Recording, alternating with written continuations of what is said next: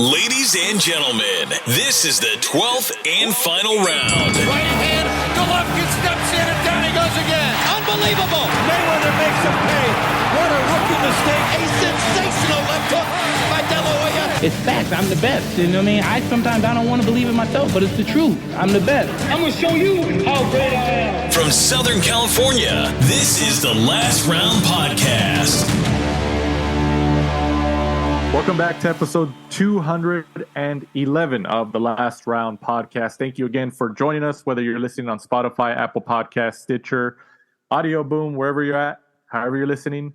We definitely appreciate it. Now, 3 months in, coming up on 3 months in of 2023, the fifth year of this podcast. We started in 2018, so doing weekly episodes, bonus content, exclusive interviews, press conferences and fight nights and all that stuff. We're trying to give you guys as much content as possible, so hopefully everybody appreciates it. But this week we have a special guest, our special guest of the week. He's a former boxing journalist for fansided.com, and he was also a podcaster, and he got a lot of I would say, I was going to say notoriety, but maybe that's the right word, but a lot of attention after he landed an exclusive interview with Jarrell Miller just after he got popped for all those substances and lost out on the Anthony Joshua fight in New York, which in turn gave Andy Ruiz the shot to step in and get that glory. Jeremy Herriges joins us this week on the Last Round. Thank you for joining us, Jeremy. Hey, thank you so much for having me. I'm happy to do it.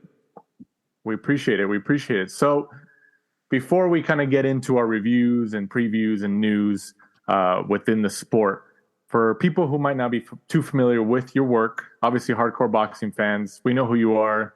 Other personalities know who you are. But for some listeners who might be listening right now, say, oh, I wonder who this guy is. He's obviously involved. He was involved to some extent on the media side as a writer, reporter, and all that. Kind of give us a background of who you are and how you got involved in the media side of the sport. Yeah, well, I always loved boxing. It was something that I always enjoyed. I grew up watching it, something I always wanted to do. And my parents always said, well, you can't do it because you get your teeth knocked out. So I ended up doing martial arts instead. But I always had a love for boxing. Every weekend I was in front of the TV watching the fights. And, my background is in English literature. And so writing was something I always enjoyed. And I thought I could give it a go as a boxing writer. And I actually, when I first started, I started with the early days of Bleacher Report, back when they were kind of looking for people out there and fresh talent to come in. And it was really Bleacher Report. If you were a fan that could write a little bit, they would have you, join up and they would review your writing, and then you could become part of the program. So that was kind of like my entry into it. It sold off and it stopped their formatting. So I went through other ventures. I did freelance for a while. I had pieces in Boxing News Magazine, M Life Magazine. I even did a few tattoo articles with Deontay Wilder for Urban Ink. And I can't remember the name of the main tattoo magazine. Inked, that was the one. And made my way to Fansided, and I was there for 4 years as a contributing boxing writer, where they gave me pretty much absolute freedom to do whatever I wanted to do as far as boxing. And little by little, with every little interview, it got to the point where I wasn't having to ask anybody for an interview. I was literally getting texted, emailed, called, like, hey, you got some time today for so-and-so? You got some time? I'm like, okay. And my thing was, I would never turn down an interview. If there was a boxer that wanted to talk, I was there to talk. So I literally took every single interview that came my way, which helped me forge great relationships with every single major promoter and company out there. So yeah, it was to the point where I was doing 2-3 interviews a day, and for 4 years straight, I mean, pretty much, and making it happen at odd times. And but I loved it, and interviewing became kind of the passion. I always wanted to hear about I wanted to get more to the life behind the boxer. I was always interested more in their life story than rather just what's happening in the ring. So I wasn't so much into like the clickbait, like, oh, he said this about you. What do you have to say about it? It was more about, well, tell me where you come from. What's your story? So I was always looking to get that. And then I had to break it down in about 800 words in an article on Fansided, which wasn't easy to do. And so at the beginning, you're a former boxing journalist, so you no longer do it. What prompted you to take a break here? I always had other writing pursuits I wanted to follow, fiction writing and different stories in my head. And it's like for like the last 10 years, it's like, man, I've got like, 4 ideas for different stories that I want to do something bigger with. And I always said, okay, well, I can do that on the side. With boxing, there was no extra time for pleasure writing or anything like that. So it kind of got to the point where I was just burnt out on the whole thing, to be quite honest, where the enjoyment of lining up the interviews and doing them, it became more of a chore than a passion. And I thought, okay, I'll wait till the end of 2022. And I think I got to like August, September, and I said, I can't even make it that far. Like I want to go do my thing and enjoy myself. I can't. It got to the point where I knew at that point, I just didn't have the intrinsic passion to do it anymore. And so I stepped away from it on great terms with everybody and making great relationships. And if I ever want to go back, it's always there, which is the cool thing. So we touched on your interview with Jarrell Miller after the Anthony Joshua fight, or actually he didn't have the fight, but during that, it was supposed to be his United States debut in New York City, obviously. Would you consider that, if you had to look back on your boxing media career, reporting career, writing career, would you consider that probably the most publicized moment of your career, or is there anything else that rises above that? I would say in the world of social media, it was probably the biggest one out there because it was on camera. This was right when the pandemic hit. So you had Zoom just becoming a thing. And which, for as terrible as the pandemic was, I thought, the accessibility through Zoom in order to do what we're doing now, communicating through it, that part was cool to see that there's this medium that came out that allows you to look at someone and talk to them. And I mean, there was Skype and stuff, but nothing that was quite as user-friendly and as engaging as this. So I think that really helped a lot. And I mean, during the pandemic, I was doing Zoom interviews all the time and with different fighters, and it just made the accessibility that much easier. But yeah, I would say probably that's the biggest moment. I had some stories out there that made some waves, but that was more, I guess you would say, underground, where people that were in the know were kind of surprised by some of the things that I was coming out with and that they were hearing. But you'd have to read. and unfortunately, the way of print journalism is slowly fading away. And even online journalism, to get someone to actually sit down and read your article, just unfortunately with the visual that we have now, people are just more prone to look at a video that's talking about it rather than take the time to read a 5 or 6 minute interview. So I would say that's fair to say it was probably the biggest one that got the eyeballs on me. So, Jeremy, for people that haven't seen the interview, just kind of give them a lowdown on what you asked him and how the interview went and how it ended. Yeah, so it was several months after that fight fell apart because of his failed drug tests, his failed PED tests. And he was very quiet. And through various channels, I was able to kind of get in contact. And there was a television network that in Canada that wanted to kind of start delving into the boxing realm. So they were kind of the entity that was looking to do some more kind of interview type stuff and kind of make a splash. And that interview, along with me, kind of made sense for them at the time. So they were kind of vital in putting that together. But when I went into it, I just knew that this was going to be a big interview. No one's talked to him since this has happened.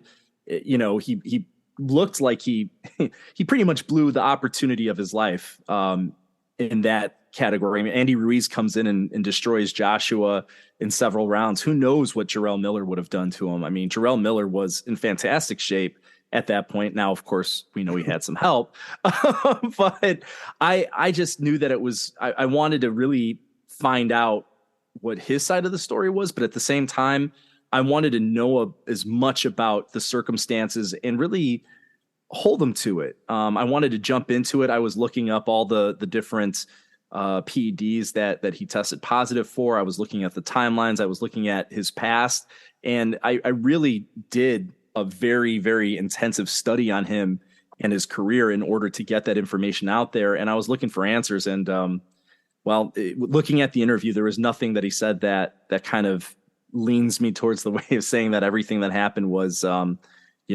suspect to say the least.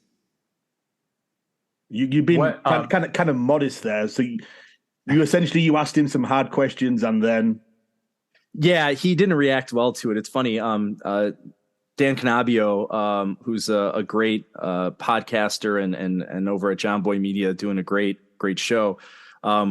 We always joke that our two hangups were both Jarrell Miller, because Jarrell Miller hung up on him too at one point in his life. I'm like, yeah, me too. So that always bonded us together, that we were both clicked on by Jarrell. But yeah, once I really pressed him on his past, and I went all the way back to his kickboxing career, where he tested positive for not the same drugs, but other PEDs. And he was playing this whole semantic game where I never tested positive for drugs. We're talking about PEDs. I'm like, yeah, it's a drug.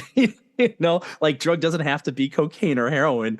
In fact, people would have more respect if you had done one of those, because you would have had a legit problem instead of trying to increase your chances against someone in the ring where you could potentially kill them.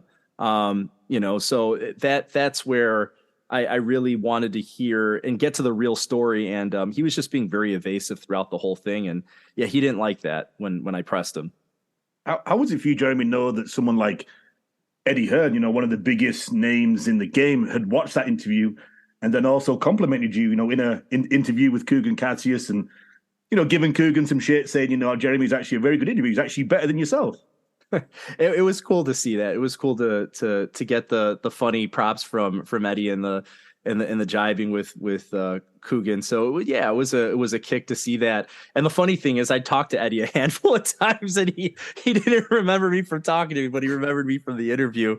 But yeah, I got a kick out of that as well. So it was cool to see the reaction. And that was just one of those moments where, again, having an interview instead of having a phone interview, having the video recorded interview made just such a bigger impact. And there were several interviews that I did that went out for Fansided that did big numbers too. There was nothing dramatic about them. It's just, I guess the social media clout helped them blow up. I mean, if you go to, I can't even remember what the name of the network was on Canada at this point that put it out there. But if you went to their YouTube channel and looked at the views there, it's funny. Some of the social media guys that are into boxing that I interviewed just doubled it because I was interviewing. I think I interviewed Anisan Gibb and Deji for that. They did their TikTok versus whatever. It was on DAZN, right? I think. Yeah, no, it wasn't even on DAZN. It was the McBroom kid put it on, and it failed massively. That's right. Yeah. And I remember I was asked if I wanted to cover it. I'm like, well, it's a Saturday night and I cover boxing. I'm like, I'll check it out and see what's out there. And they're like, okay, well, the PR teams for the guys reached out and they're like, do you want to talk to anybody on this card? Like, they gave me my pick. And the only two people I knew were Deji, because I knew he was KSI's brother, and I knew Anisan Gibb because I had seen him fight. I believe it was Jake Paul in an exhibition match at some point. So I knew who they were. So I'm like, all right, I guess I'll talk to them. I really didn't know anything about any of these guys. And they're nice enough guys. And, I respect anyone that's willing to get in the ring and get punched. So I'm like, yeah, we'll talk some boxing. No big deal. And I put it up on the YouTube channel. And I looked the next day, and in less than 24 hours, they had me monetized on YouTube. Wow. So I'm like, wow. All right, okay, now I see why the boxing peeps are going over to social media, because these guys get clicks. They get a lot of attention. So I get the marketing side of it, but I didn't get it fully until I saw that. Yeah, it's definitely interesting to see how it's all developed over the last couple of years with these social stars and social media personalities. It's at the beginning we thought, what's going on here? Why are they coming over here? And they're laying some type of pathway here, and it's obviously working for them. Yeah, and I used to be on the side that said, you know what, they're terrible for boxing, they're cheapening the sport, which to a degree maybe they are. But my thing was, all right, I get, especially Showtime when they were kind of jumping in with Jake Paul. Once I saw the eyeballs and the youth and the people that were following them were hardcore. I mean, hardcore. I mean, I had people messaging me left. To be honest, I got more attention, not from boxing people, but from just people in general from doing those two interviews.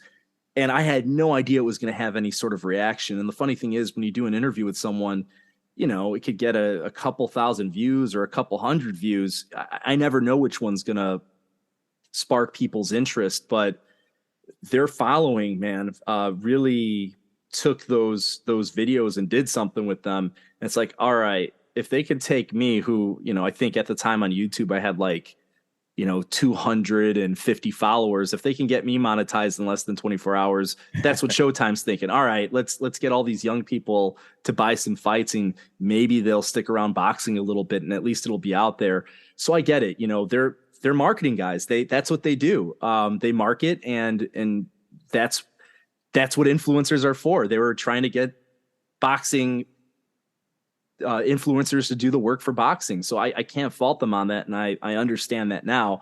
However, I think that it's probably a fade that's, gonna, go as quickly as it came, I think. Yeah, that's possible. That's possible. Mm-hmm. Every good thing has to come to an end, right? And it does. I think the fall of Jake Paul might be the start of it. I don't know. The fascination, I think the bubble may have burst there, and maybe people got their fill.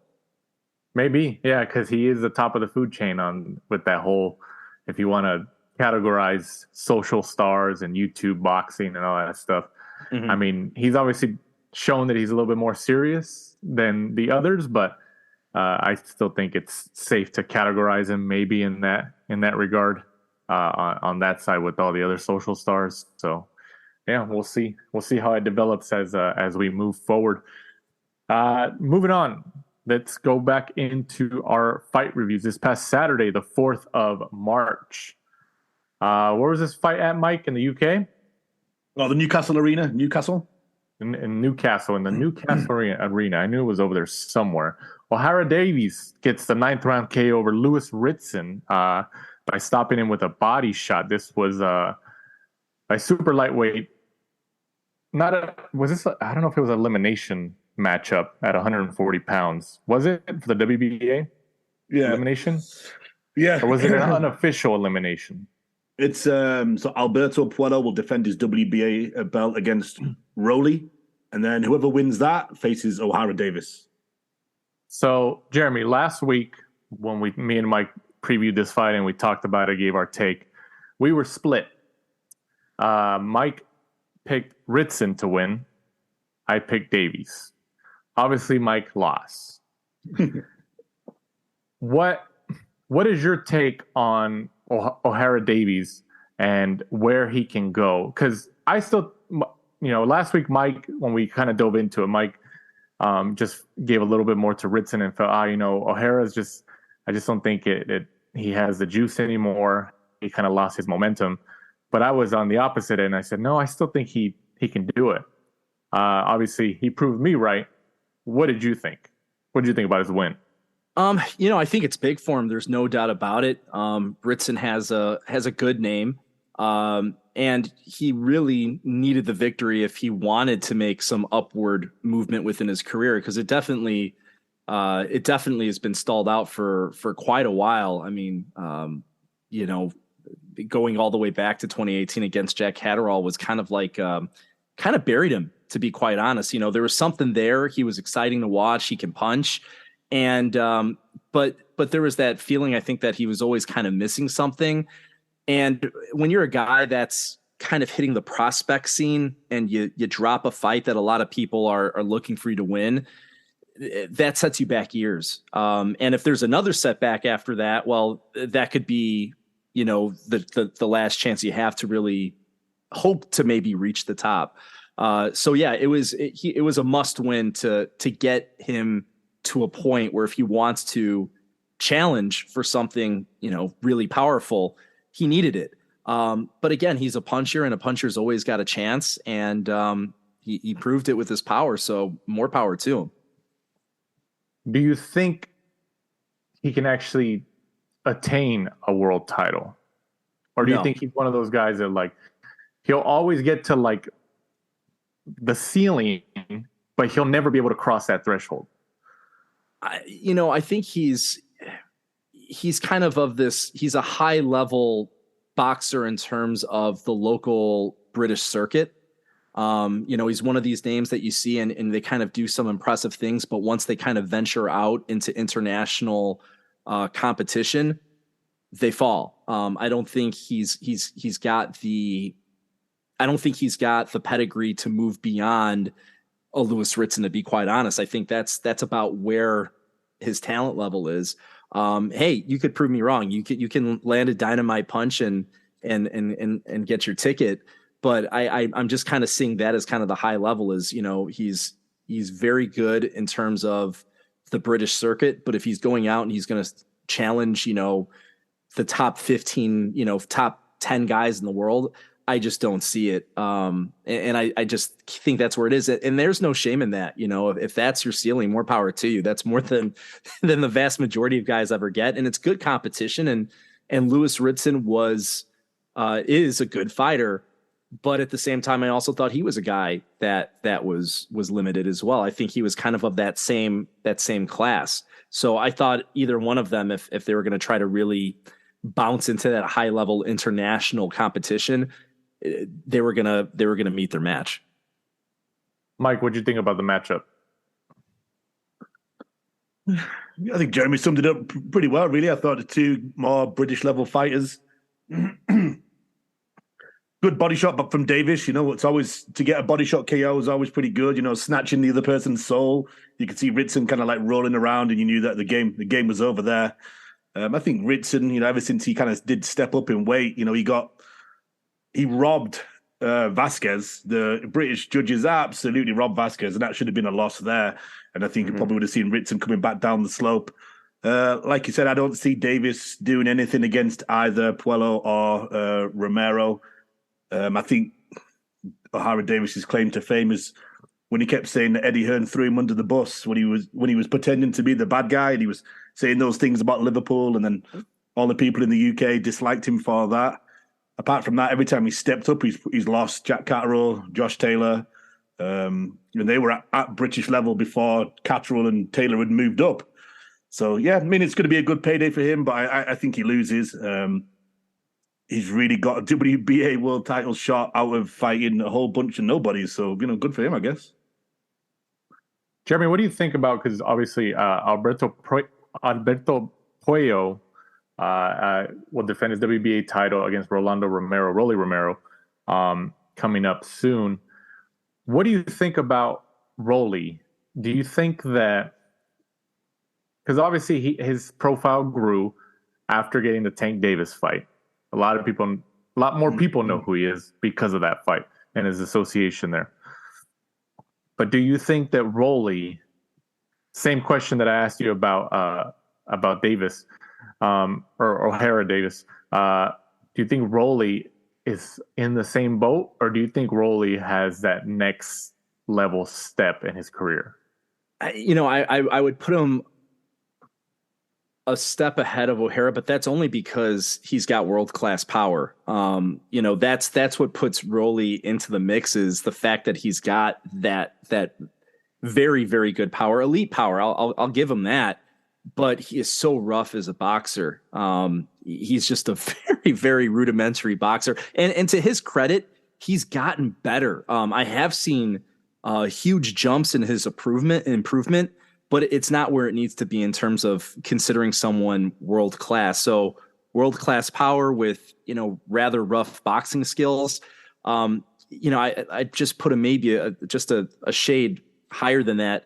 And he's been fortunate that he's been connected with the right guys, with Mayweather Promotions. And he's had some gifts come his way too. I mean, I'm blanking on the fight that he had that he shouldn't have won, yet they gave him the decision. It just seemed, they didn't want his career to come crashing down at that moment, but he really should have 2 losses on his record when you really look at it. I think Jackson Martinez. That was it. Jackson Marinas. That fight, he got outboxed by Jackson Marinas, and it was a clear boxing win for Marinas. He should have won that fight, but we know how boxing decisions go from time to time, and sometimes you don't get that. So yeah, I think Rolly's got the charisma. He knows how to get the eyeballs. He gets attention. He says crazy things. I've interviewed him a few times, and he's a fantastic interview. I mean, it's amazing. Every time I've interviewed him, we just clicked.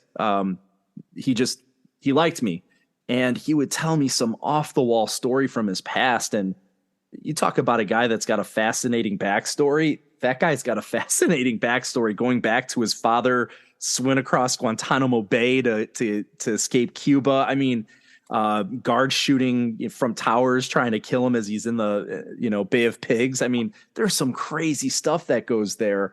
But so I think that's what he's got going for him. He's a guy that knows how to get attention, and he does it well, and he's got power. Those are the 2 biggest things that he has going for him: is his off the wall charisma, if you want to call it that, and his power. So he'll always kind of throw him in the mix. But I think when you throw him in against a guy that's a very serious boxer, he's going to lose every time. If you're looking to throw him against an Isaac Cruz or whoever, he loses those fights. Mm-hmm. It's just crazy that, he gets knocked out by Gervonta Davis nearly a year to the day, because the fight that we're talking about is May the 13th. He comes back at a weight above and gets a world title shot straight away. There's a level of, Adrian Broner was a legit multi, division world champion. He was a world-class boxer, but even when he started to fall down the ladder, he still got the fights because he had charisma. He was going to say outlandish things. He was going to get attention. He was going to make a show of it. He was going to sell tickets because of that. And I think to a degree, the sensationalism factor plays into Rolly's favor, that if you need someone to put fans in seats or to get people to buy a fight or to watch a fight, well, let's get an outrageous kind of character and throw him in there. People will watch it because he's going to do something Rolly-ish, So I think that's more the aspect of it. I think his character is getting him a lot of these fights at this point. Jeremy, who's the best 140-pound fighter in the world today? Oh man, best 140-pound fighter in the world today. So we're going 140. This was a super lightweight matchup, so I wanted to get your take on that. It depends on who you're considering at that weight class, because you can jump around and you can see guys moving in, moving out. Are we considering a super lightweight? Are we looking at Davis as that is home? So I think there's a number of guys that you could say there. I just don't think there's any one fighter where you can look at where there's that longevity, that are they going to really stay there? Because it's changed so much. So right now at 140, we're talking junior welterweight. Josh Taylor's still there. Jack Catterall. I mean, you still got names there. Regis Prograis, if he decides to go there. If Gervonta Davis decides to invade it, who knows? I just feel like it's kind of like a go-between at this point, that there's nobody that's really saying, you know what? I want to just become the man at 140. It's almost kind of like, I want to go there, get a big fight, and then move up. You know? It's like a filler weight class. Yeah, which is unfortunate because there's so many good names at that level, but so many of those guys are going to be moving up or are just moving up for a big fight and then moving back down.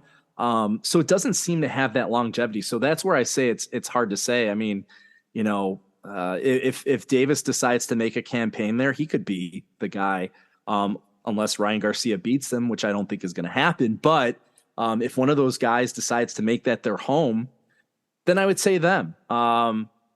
even a guy like Regis Prograis, does he stay there or does he move up? I mean, he's a guy that makes things intriguing.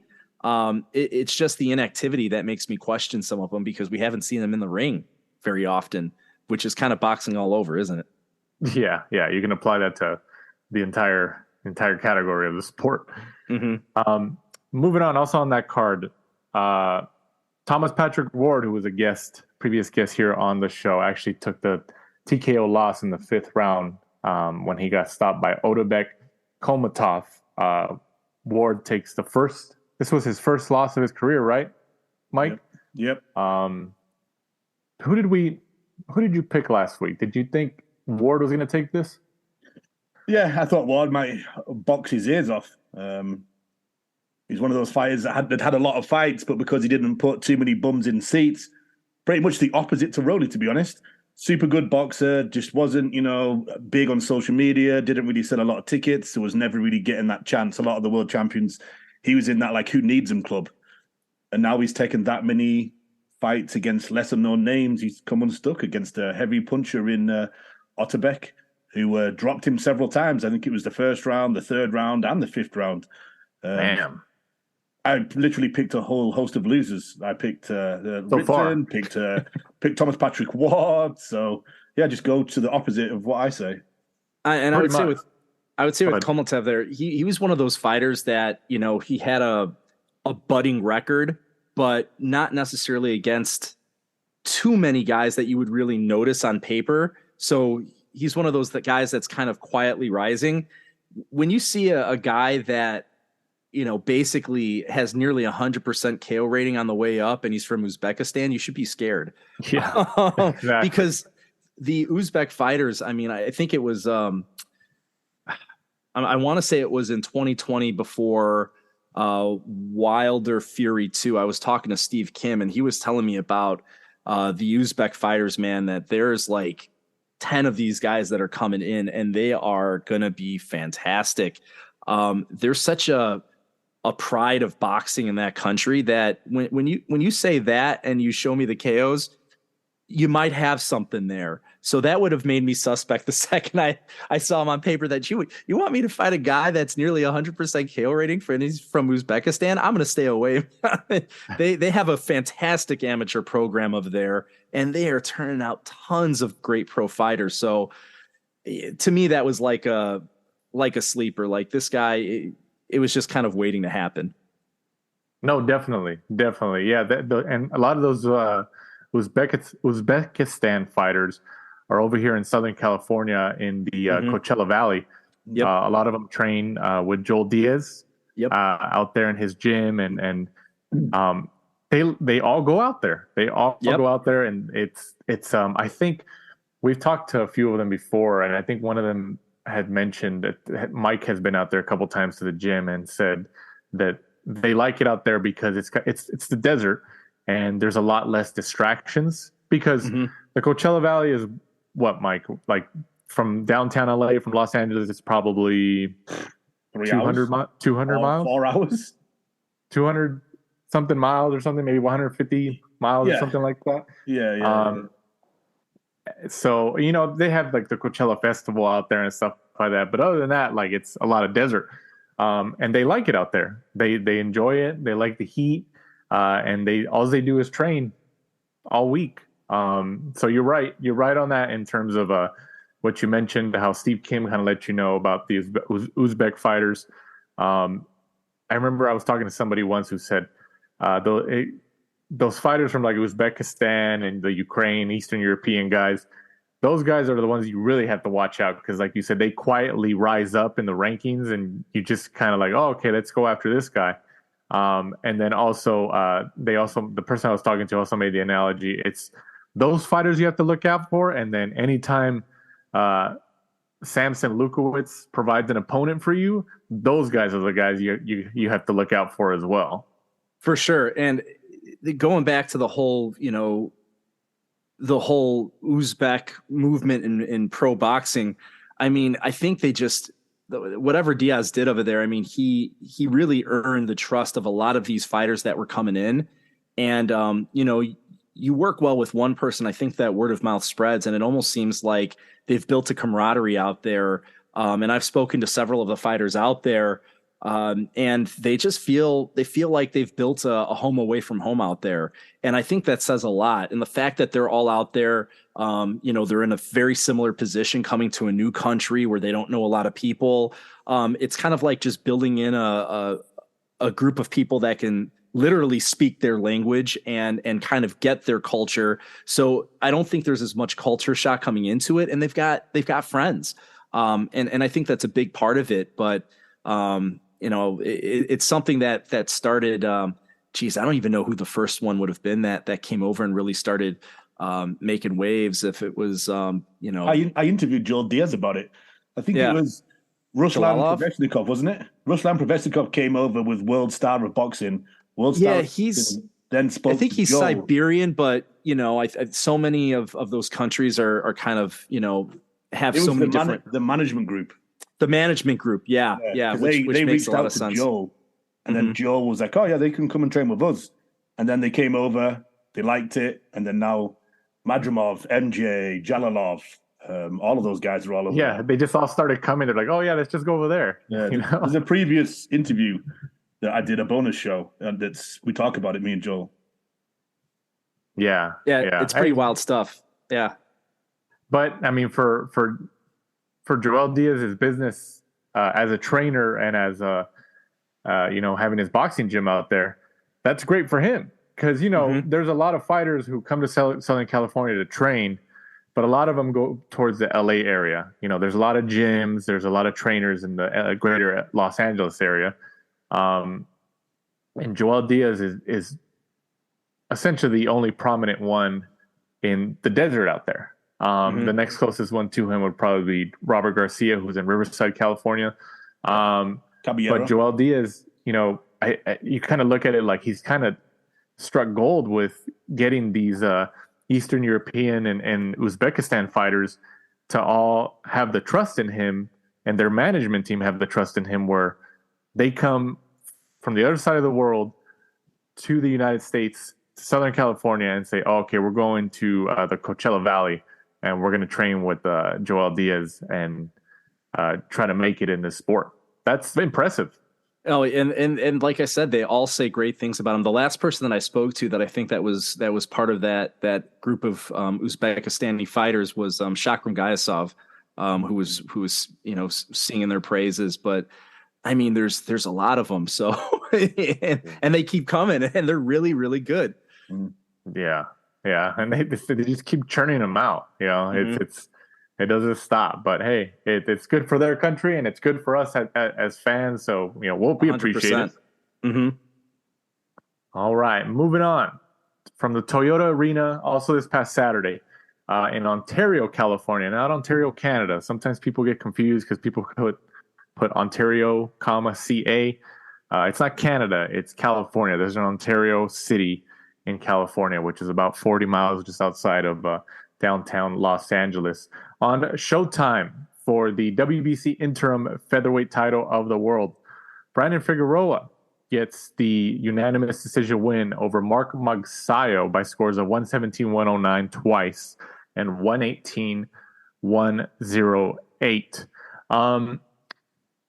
Jeremy, let me know what you think, but I feel that if somebody who didn't actually watch this fight, just by looking at the scorecards, you would think that Figueroa just kind of pitched a shutout here. Mm-hmm. But that wasn't the case, at least to me and to Mike. I thought it was a very competitive matchup. Magsayo was deducted, I believe. Was it 1 or 2 points, Mike? There was 2 points. Round 8 and round 11. 8 and 11, he was deducted points by the referee, Thomas Taylor of the California State Athletic Commission. So that obviously affected the scores at the end. But even then, even if he didn't get the points deducted, it still seems like a wide margin in the scorecards if you didn't watch the fight. What do you think about the fight, and do you think it was a lot closer than the scores indicate? Yeah, I think it was closer than the scores indicate.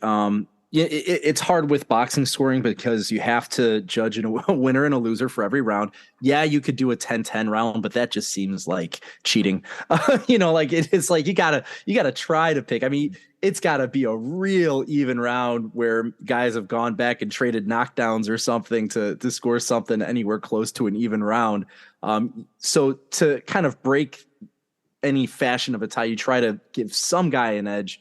But the nature of it makes it difficult, and you can look at it as a shutout. But Magsayo's a good fighter. He's got a good chin. He's always given it 100%.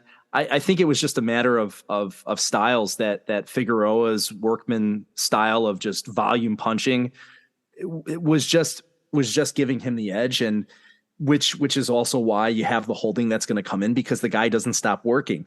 He's got great fitness. He's got great cardio, and he was going to put in a much higher volume than Magsayo. So the holding, I get why he did it. As far as deducting points for all that, I don't know if I would have taken 2 points for it, but I get where that factor comes in. But it was most definitely a closer fight than what the scores indicate. Not to say that the scores were wrong by any stretch of the imagination, but it wasn't what you would call a massive blowout or what you would expect when you look at those numbers. How many reasonable, I guess, warnings should a referee give to the fighter before deducting a point? Because Thomas Taylor, he's a very experienced referee in California. He's also went to other states and stuff like that. You can contract these referees to go other places. But Thomas Taylor has done some big fights, especially obviously in California where he works the most. But what do you think, Jeremy, covering the sport for as long as you have and you did previously, from a reasonable standpoint, how many warnings should a referee give before they deduct a point? Yeah, it's not the same thing as something, grossly dangerous like headbutting or a low blow. It's like, all right, you do that once and I think it looks like a mistake. All right, you've got a warning. Don't do it again. You do it again, I got to take the point. Come on, you got to stop doing this. You're hurting the guy, and you're putting this fight in jeopardy. The holding, if I have to tell you over 4 times to stop holding, and I've told you repeatedly, there comes that time where you take the guy off and you say, listen, I'm trying not to deduct points here, but you're taking it. I'm going to deduct a point the next time I see it. I've had to tell you too many times. And then you do it. And I think that's where it kind of comes in. And it's just one of those things where when you're a fighter in that situation, you have a guy mauling you and he won't stop throwing punches. You're doing whatever you can in the ring to survive at that moment. You're treading water if you have to. So I get it. I get why you would hold in that situation. You're trying to survive in there. So I get it from the fighter's perspective, but yeah, I think there's going to be, at least 4 warnings. And then after that, all right, if I got to tell you a 5th time, you lose a point in my mind. Who was your pick before, obviously, the fight finished? Who did you pick to win?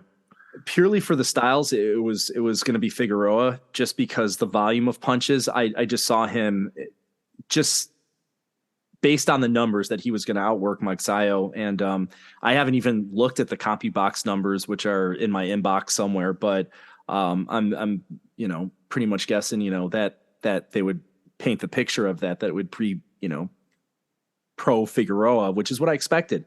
And I even, the decision was probably wider on points. I wouldn't have predicted, the deductions, but I think he's a very talented fighter. He showed it with Fulton. I mean, that was a close fight, when they fought. So Figueroa is a classy fighter. I like what he does.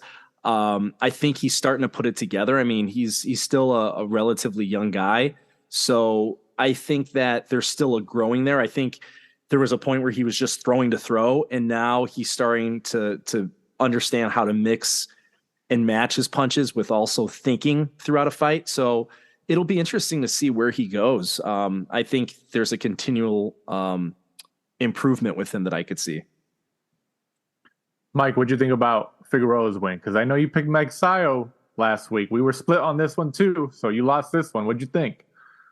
Going into the fight, Brandon Figueroa was the fighter that got hit the most. 23 punches per round he would absorb.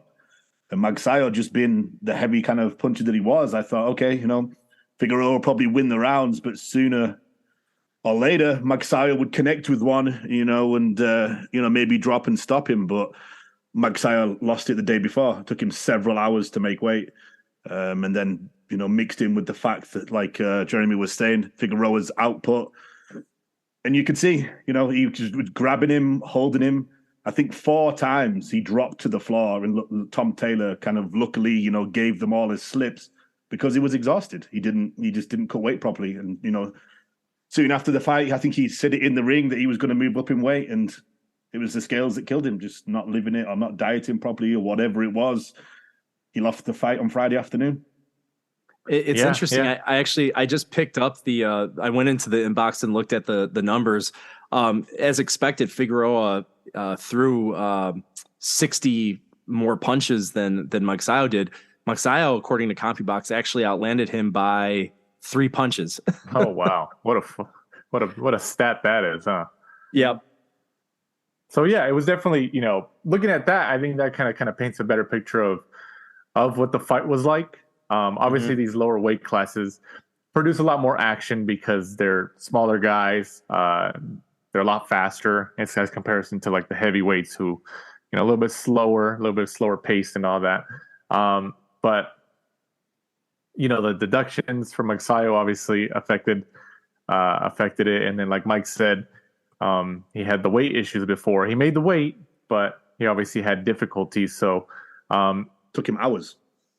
Yeah, I remember that. Yeah, it did take a couple hours. So, and obviously he said after the fight that he's probably going to move up to 130, give himself an extra 4 pounds to work with, which sometimes it's a gold mine for fighters. We've seen it before. So Brandon Figueroa obviously is now the WBC interim featherweight champion of the world. But is it Ray Vargas? Ray Vargas has the full WBC championship at 126 pounds, right, Mike?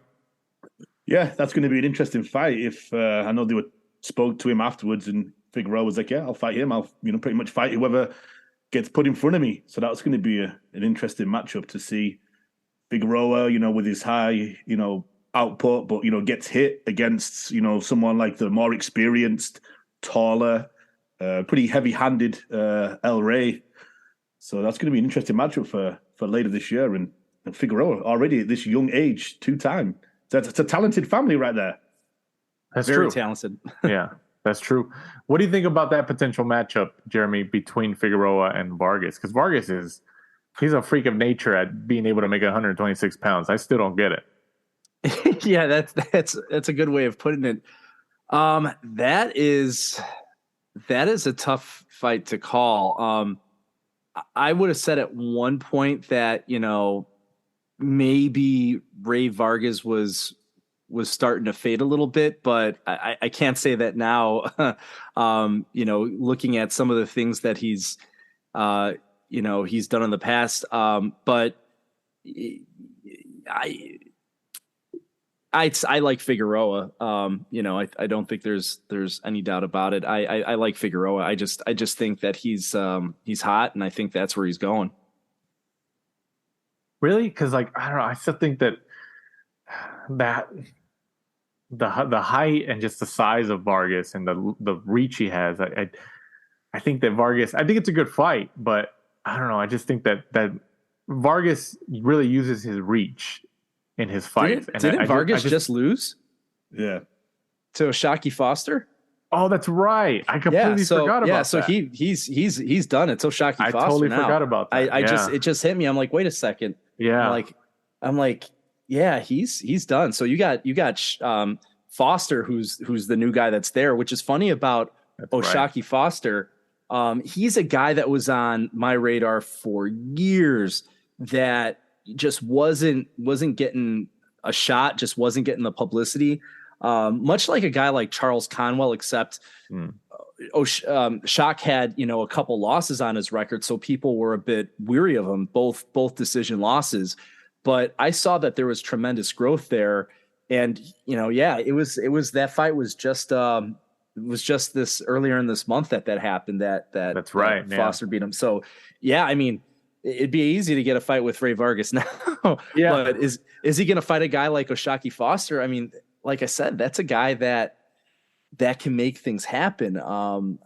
I'm intrigued by that matchup. I mean, if you look at Shock Foster, he's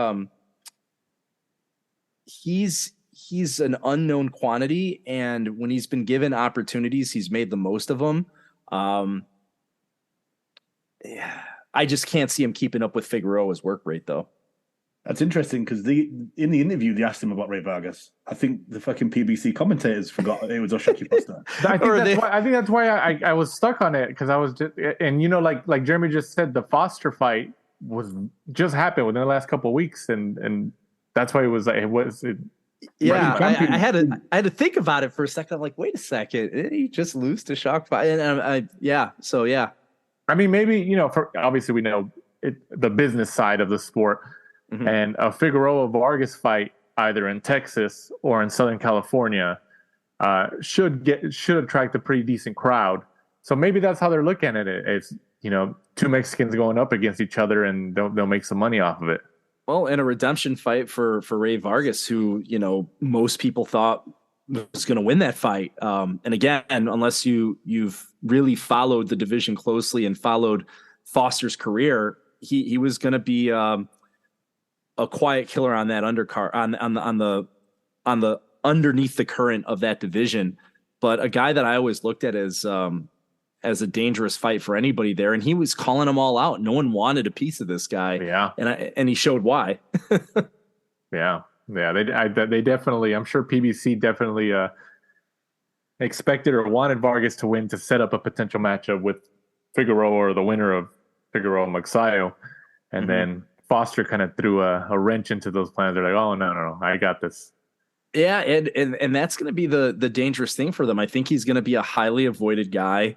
Almost like a club. I think there's a club of guys that showed tremendous talent that people have avoided, whether it's Shock Foster, Charles Conwell, and Jaron Ennis. I think those are three of the most avoided guys under 160 pounds when you really think about them. And they're all kind of similar in the fact that they fought a lot of regional shows, and that's where they've gotten their exposure until someone finally put the faith in them to put them out there.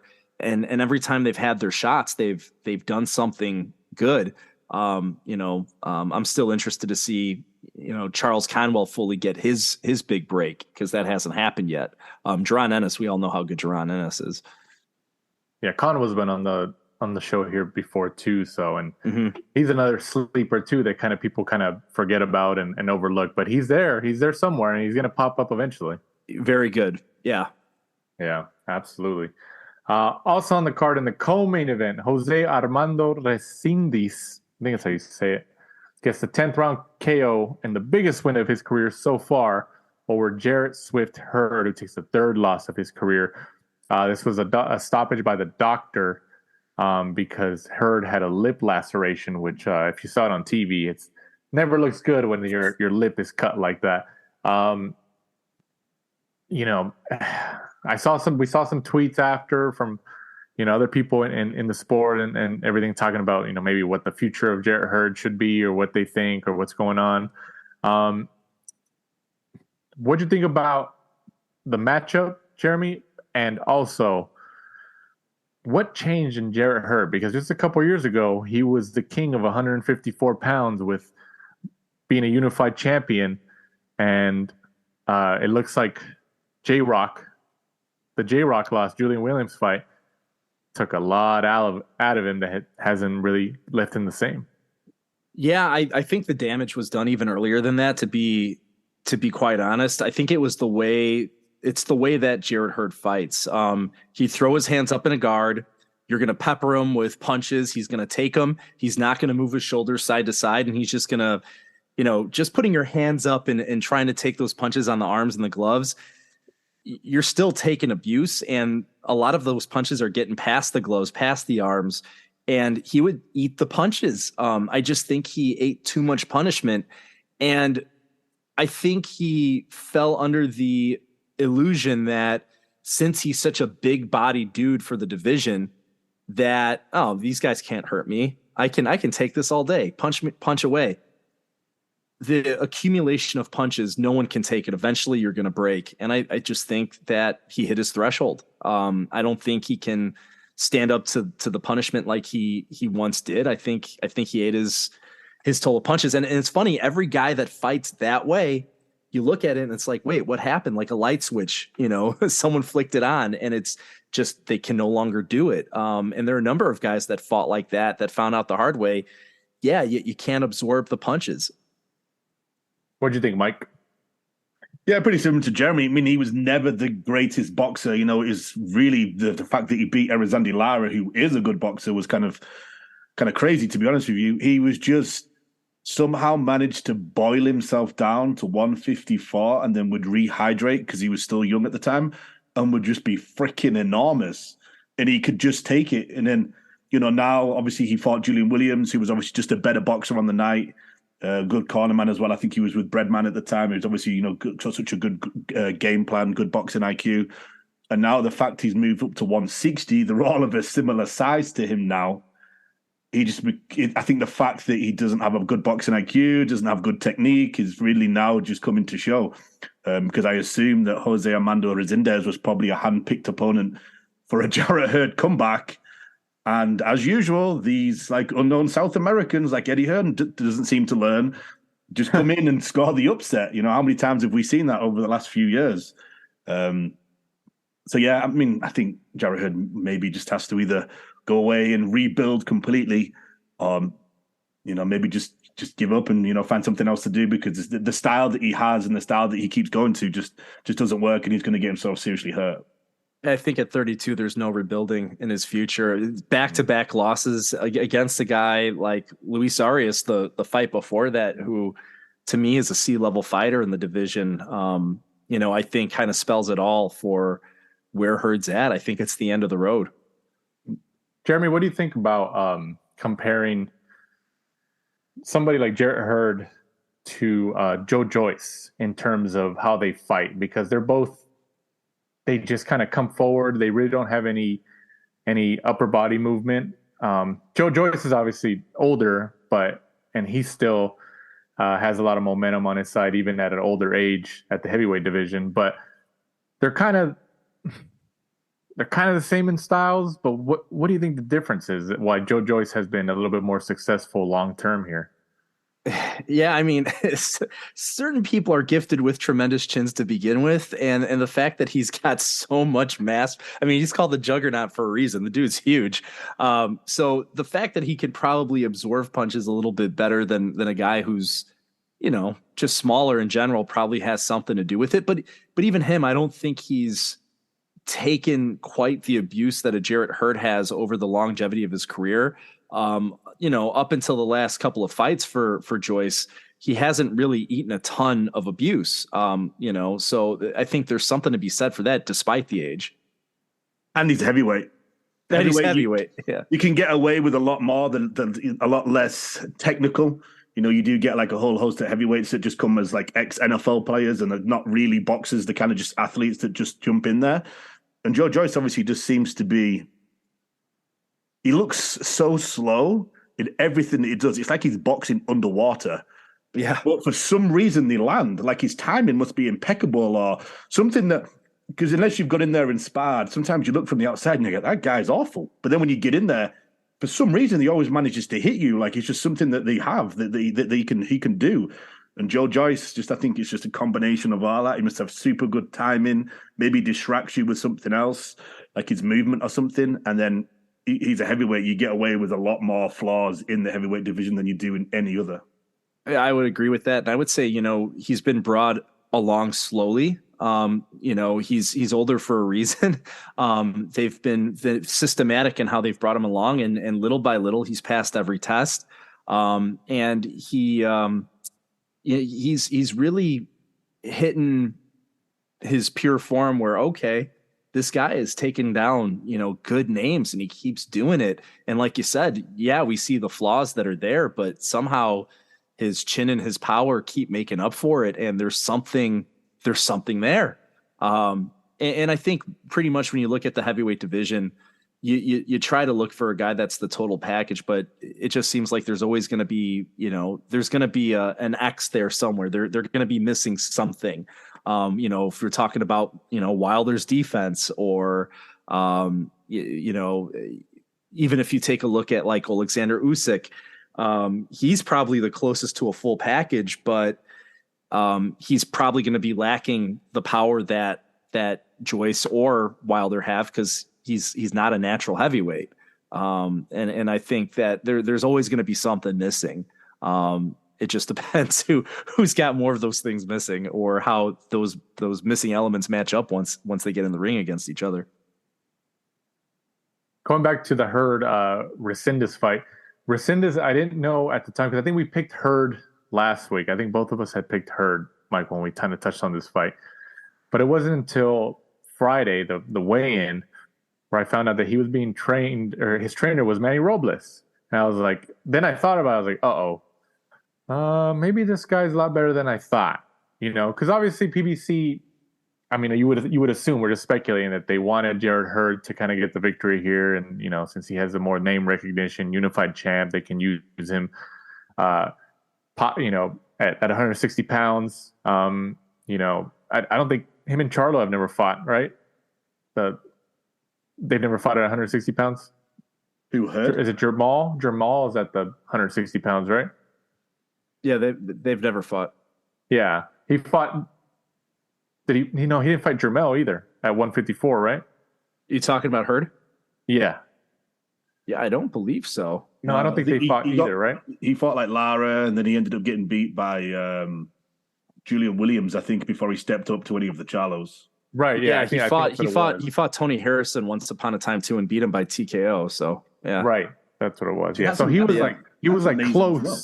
He was like in and around the Charlo names, but they just never, losses came here and there.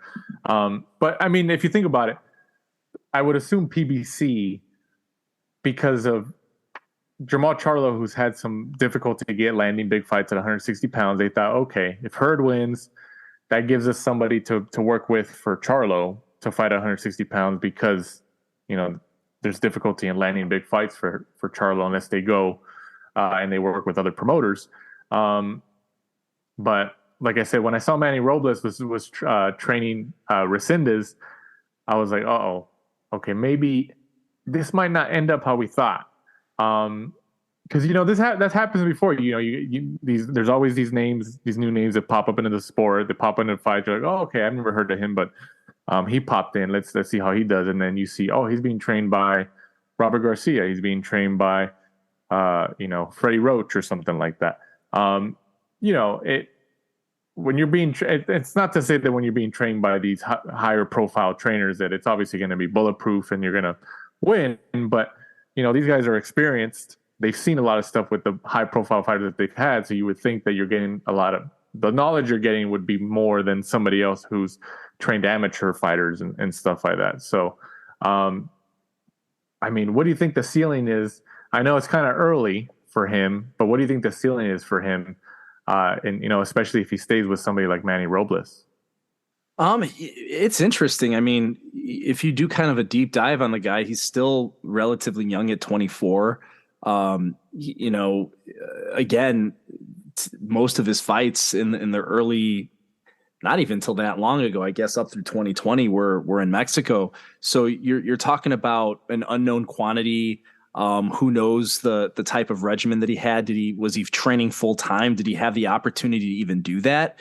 So a lot of times I think when you find a fighter that has some potential, but maybe has some extenuating circumstances outside of their control, that are holding them back. And again, one of those is training. When you get them with a quality trainer, you see that IQ just soar. I think we can even go back to a great like Manny Pacquiao and say, just look, once he gets really quality training, how far he could take that. You had a guy that had, a loss or two on his record, and he gets turned into one of the greatest of all time because someone was able to unlock that talent.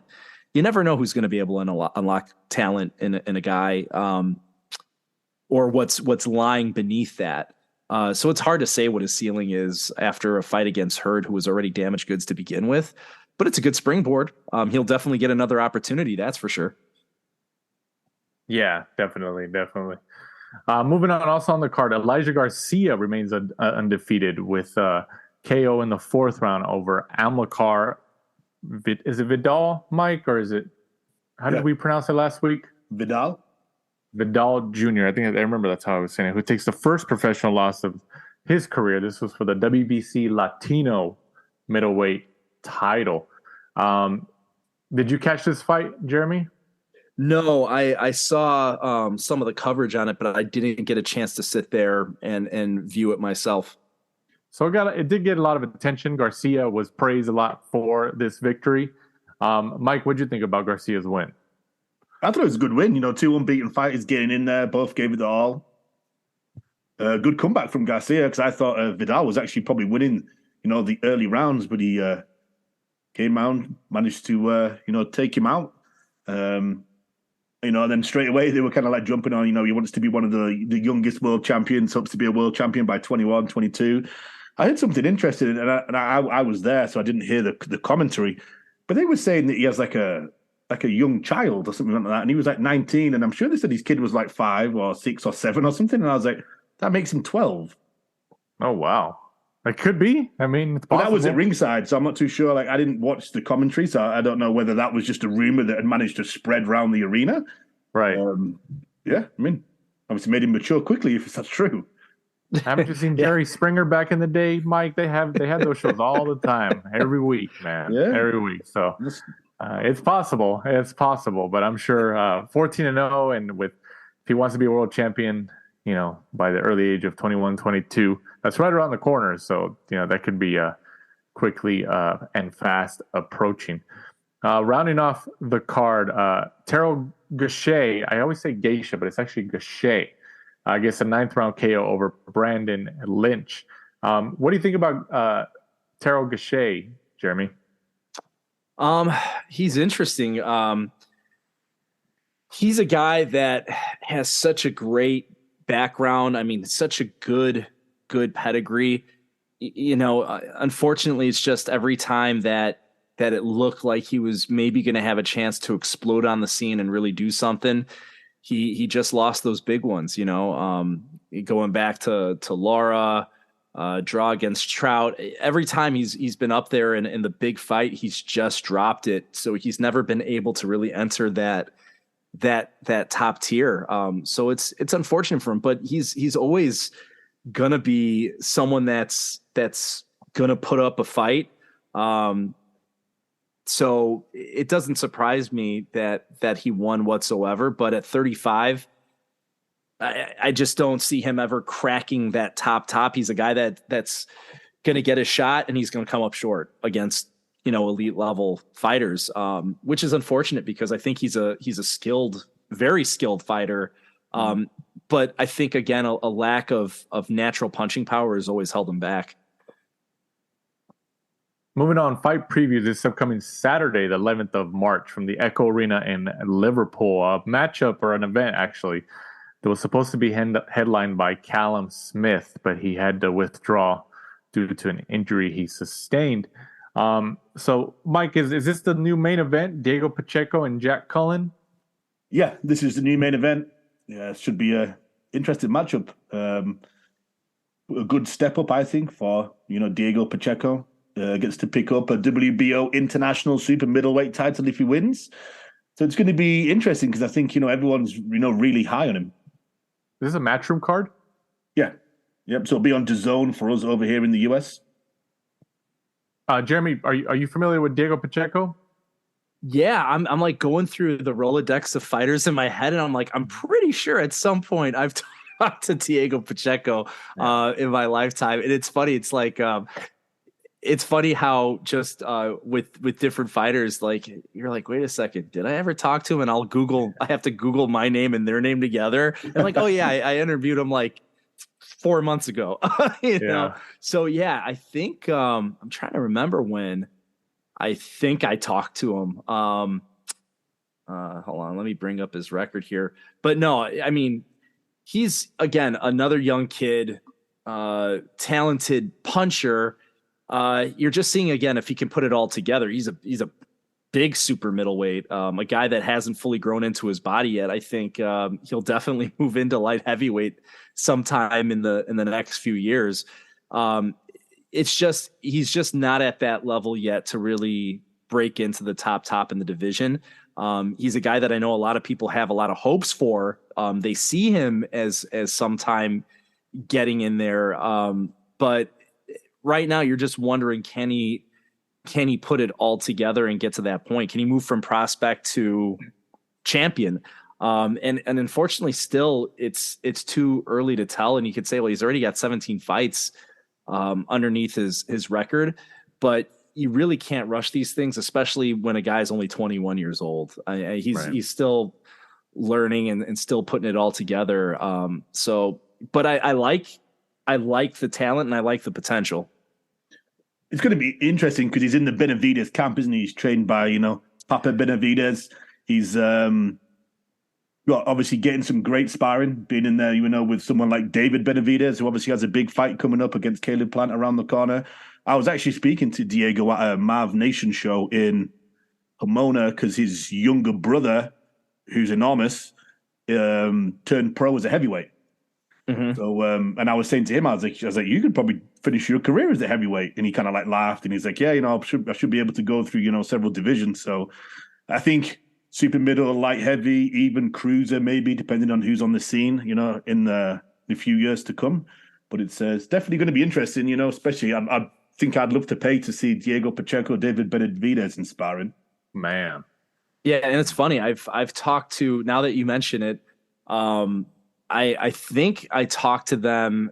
I forgot if they were on the same card. It was for that because I talked to like everybody going down the Showtime card, and I talked to Benavidez and Pacheco maybe a year or two ago about that and what it was like. Because I want to say, he definitely wasn't 21 yet when I talked to him. So he was maybe 19 or 20 when I first talked to him going back.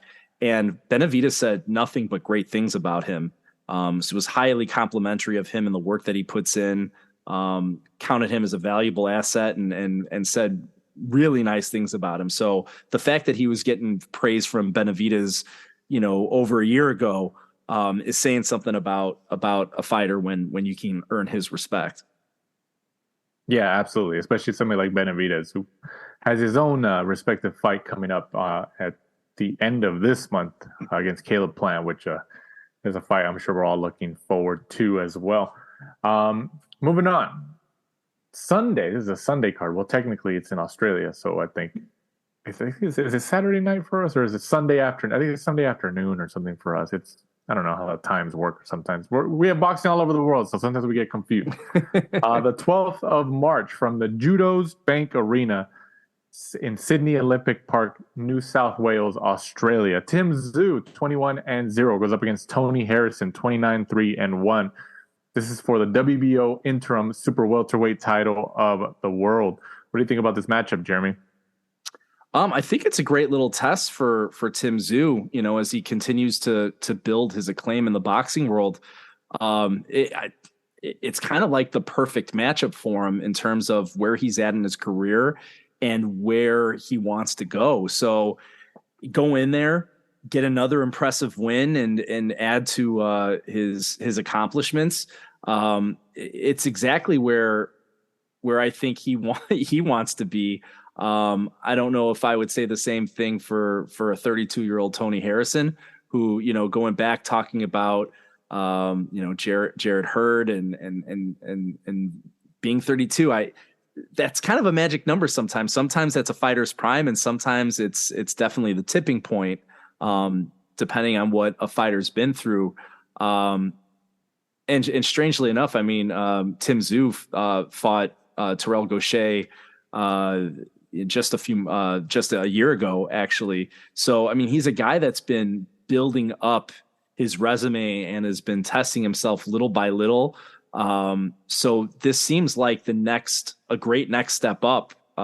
Looking at a guy like Tony Harrison as maybe a step above him, but at the same time, a guy that's definitely, in my view, probably on the back nine when it comes to his career. No, Daniel. Mike? No, Daniel. Don't let him get away. That wasn't a pick. We're asking the hard questions today. You're on the receiving end, Jeremy. Like you did to Miller. Don't you hang up. Come on. Daniel, get a pick out of him. Do you want to pick on the fight? What do you think? I'll give it to you. I think put you on the spot. I think he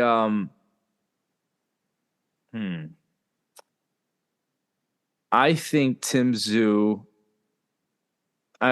he's definitely going to win. I'm just trying to think if I think he actually stops him. That's the part that I'm debating. Because I could see him stop. I'll give him unanimous decision. I'll play it safe. This is going to be interesting. I'm going the complete opposite. Mm-hmm. And looking at last week's picks, it probably means Tim Tszyu's going to win. I'll put it this way: if Tony Harrison can't decisively beat Bryant Perella, then I think Tim Tszyu is going to get him. That's true. I think we said this before when we were talking about this fight when it got made. Tony Harrison is the sort of fighter that just needs, I think, some jeopardy. He needs something to get his teeth into because he reminds me of like James DeGale, where he'll be in a fight. Like when he fought Charlo the first time, I thought he beat Charlo quite easily. The second fight, he was beating Charlo, decided to take a round off and thought, I'm just going to sit on the ropes for a bit, ride it out, gets caught, gets knocked out. And that's what he needs. If Tony Harrison is one of those guys that's probably amazing at anything. Picks up a table tennis racket, boom, boom, boom, boom, boom. It's just quality. But he never has to put any effort in. And he's that sort of guy where I think, like, hopefully in a fight like this, because it's got a big meaning, he'll be switched on. And if we get a switched on Tony Harrison, I think he wins. But it's just he can't do that James DeGale. I'm just going to take a round off. I'm kind of bored. I'm going to go for a little walk. Boom, before he knows it, he's knocked out. You know, I love that comparison. That's a great comparison. Like DeGale, he might be a guy that won a world title one time and never saw one again. So maybe, you could look at it in that respect too, because the frustration is like you do things so well and then you just completely drop off at the worst possible time. As far as managing a full fight against elite competition, I think that's where you see the shortcomings of both a DeGale and a Harrison, which is why I love that comparison so much. Not to say that I think Tim Tszyu is going to be like the greatest guy in the division to come, or is the greatest guy. I mean, he's definitely has more proving to do in terms of what he's capable of, but a guy that's a relatively fresh 28 that is fighting increasingly tougher competition. I just see one guy on the way up and the other guy on the way down. I don't think Tony Harrison shot. But I don't think that he's far from it. And this fight could be the one that makes him a shot fighter, to be quite honest. I think he's one or two fights away from kind of, let's put it this way. I think he's maybe 3 years behind where Jarrett Hurd is. He did a good interview with, because he doesn't give many interviews with ID Boxing, our buddy at ID Boxing, Danny. Forget his flipping Rob. name. No, the guy, the one who was over here, we were hanging out with. But Rob's team. Andy Puro. Yeah, but Rob's team. I just said Rob as his team. Yeah. He did a good interview with Andy Puro at some event when he was there for Alicia Bumgardner, because he's her coach at the minute. And you could see kind of like in that interview that I think he knows, like, okay, this is coming towards the end. I need to be switched on. And I'm hoping that, because he's obviously getting older, he's maturing, that maybe he starts to listen to people and realize that, okay, I do switch off in rounds, and that will kind of light a fire in him. And he'll stay focused, because this could be his last chance at the big time, right? Like you said, he's getting older, and how many people want to get in there, with a Tony Harrison? And I think someone like him, because he's kind of naturally gifted and he doesn't really rely on like speed or anything like that, I think that, his skills will maintain for a little bit longer. Or I hope they will. Anyway. Yeah, no, it's possible. It's possible. But also, there's also one thing that we didn't mention, which it does affect fighters, is the time difference. I mean, how long? Obviously, fighters generally get to when they find another country, especially when it's as far as this or China or Japan or Australia or even Europe, the UK. They get there, several days before to kind of get their body adjusted to the time difference and all that. But even then, if you show up a week before or 2 weeks before, sometimes that's not even enough. So the time difference and how his body is adapting, being over there could affect him, right, Jeremy?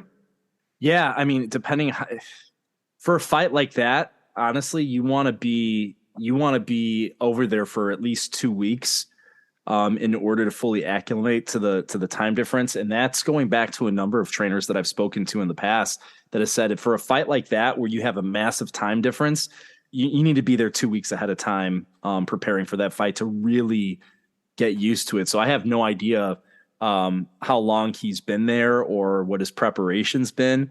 But yeah, it could play a massive, massive factor. And every trainer that I've talked to in a scenario where they've had a fighter, typically from the US going across the pond has talked about that. I remember, Jay Diaz, who was, and is part of Deontay Wilder's training camp, just not his head trainer anymore.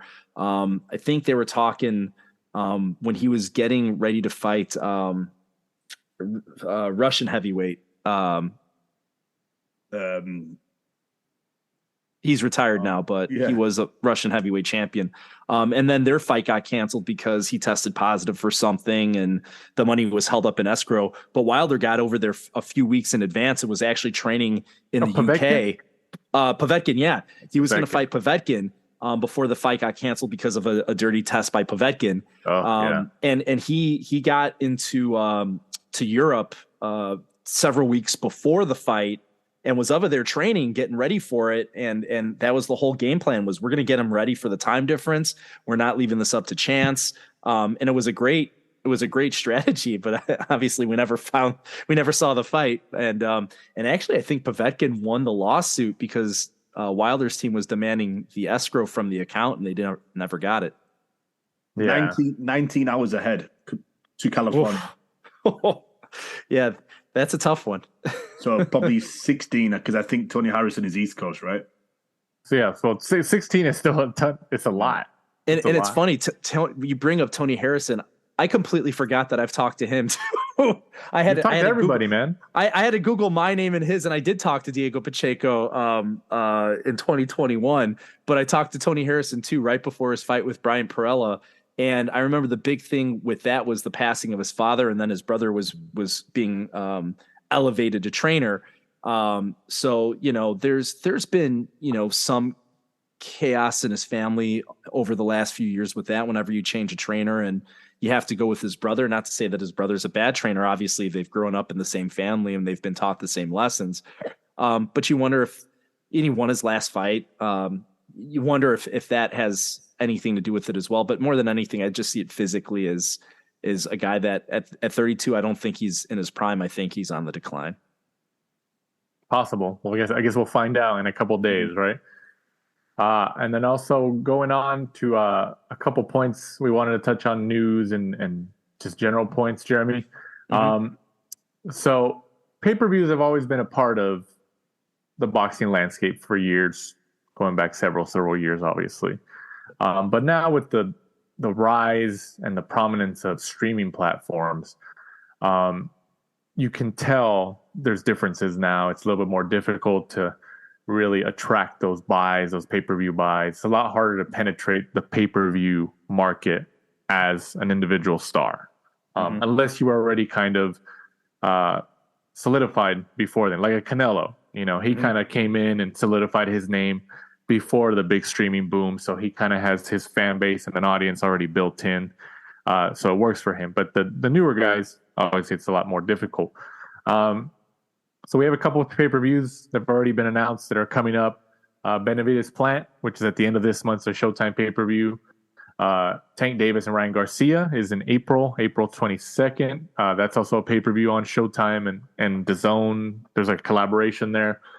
Tyson Fury is reportedly scheduled for the end of April. That could be a pay-per-view as well. I don't think they've officially announced. And then you obviously, if you want to look at combat sports as a whole, you obviously have UFC, who does, probably even more pay-per-views than boxing does. But what's your take on the whole landscape in 2023 from the pay-per-view standpoint, the streaming standpoint? How do we assess the landscape here? I mean, I think both are in trouble. Both are in massive trouble. I think streaming, if you're talking purely streaming platforms, which I think DAZN, I think they're in massive trouble too, because the price rates that they're having to hike in order to make that thing work, it's driving people away from it. It drove me away from it. I canceled my subscription to DAZN. Once I forgot how much was, if it was close to $200 that you're asking me to pay a year for the subscription. I think it's $225 here in the United States. Oh, yeah. I mean, I'm sorry, I'm just not gonna do that.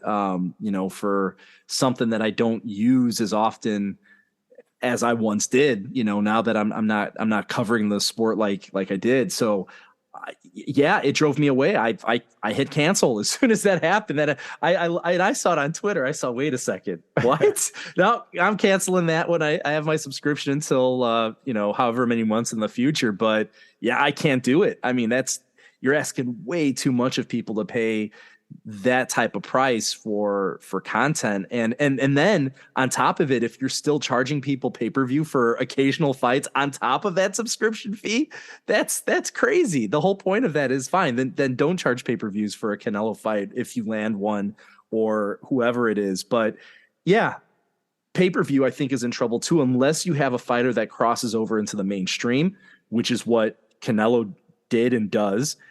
He's known around the world. He's a superstar, so he's always going to sell. But unless you get a fighter like that, it's going to be really hard to make tons of money on these fights. Plant and Benavidez will do well because you've got everybody in boxing who's going to watch that fight. So even though David Benavidez and Caleb Plant aren't, names to the average person, in the boxing world, they're huge, and this is the fight that everyone's been waiting to see. So if you get everyone in and around boxing paying for it, it's going to do well, and it's going to be successful, and it's going to be just fine. You get a fight like Ryan Garcia and Gervonta Davis. Both of those guys, I think, stretch beyond the boxing world, but especially Ryan Garcia, again, with his social media following, that one is going to be the fight that gets viewers outside of boxing. So you're going to have everybody inside of boxing and everyone that follows him in his social platforms, which he does a great job of doing. That one's going to be the one that really sells a lot, even though I might be looking forward to Plant versus Benavidez more. Mm-hmm. Breaks a million. Which one? Davis Garcia. You might break $1 million with that. I think it does. I think it does. I think you can. I think because of Ryan Garcia's social media following, I think it could. See, I was kind of glad you touched on that, because I wanted to say a point. His social media following is less than half of Jake Paul's, and Jake Paul just did 775,000 worldwide pay-per-view buys. Yeah, I think that's more because of the effect of Jake Paul was getting low.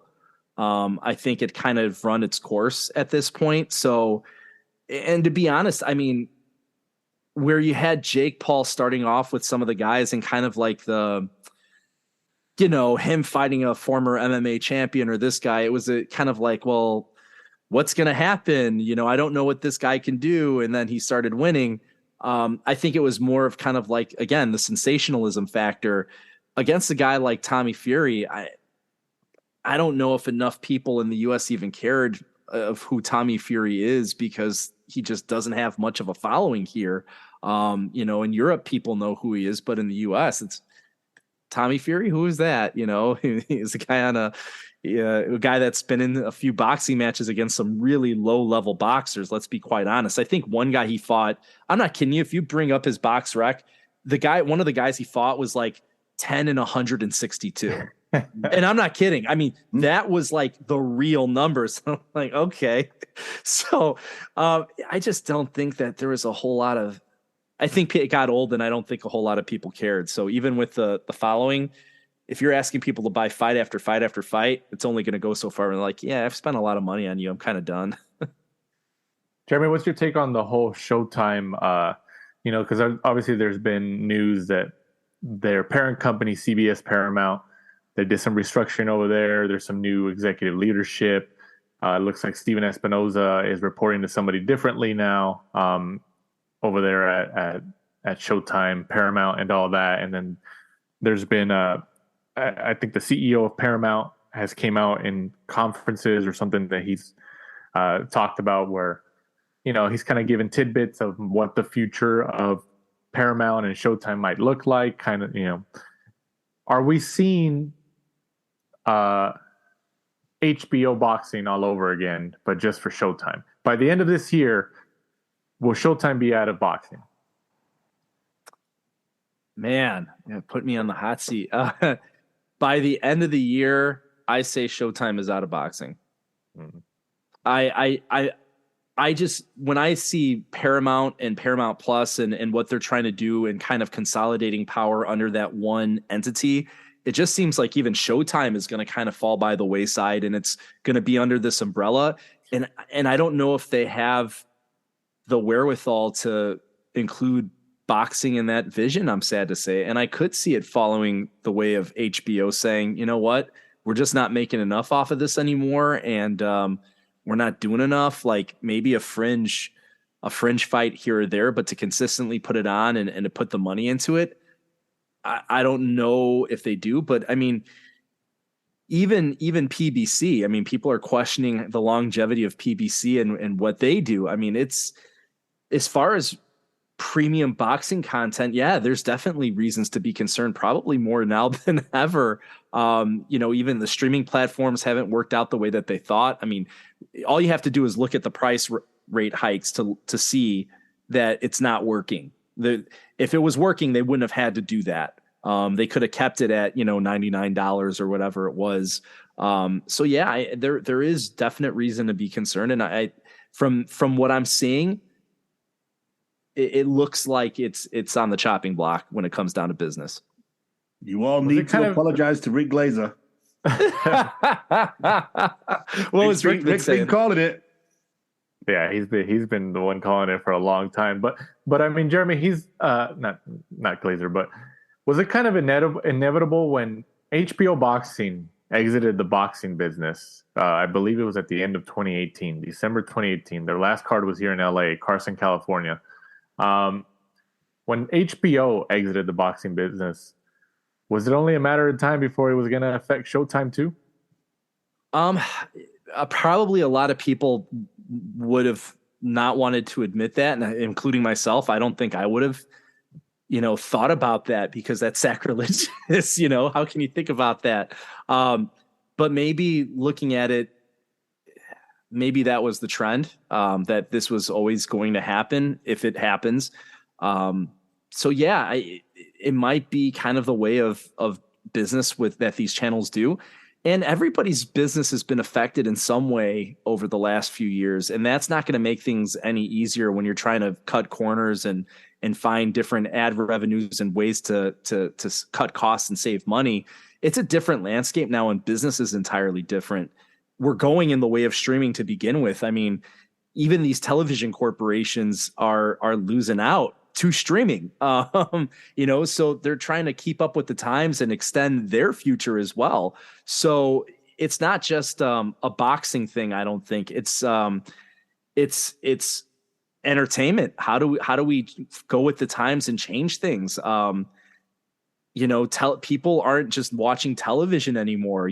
They're streaming things. They're looking at YouTube more than, I don't know what sitcoms are out anymore. Back in the day, that was what we used to have. So I just think the entertainment field and the medium that brings us that entertainment is kind of constantly shifting in a very strange area.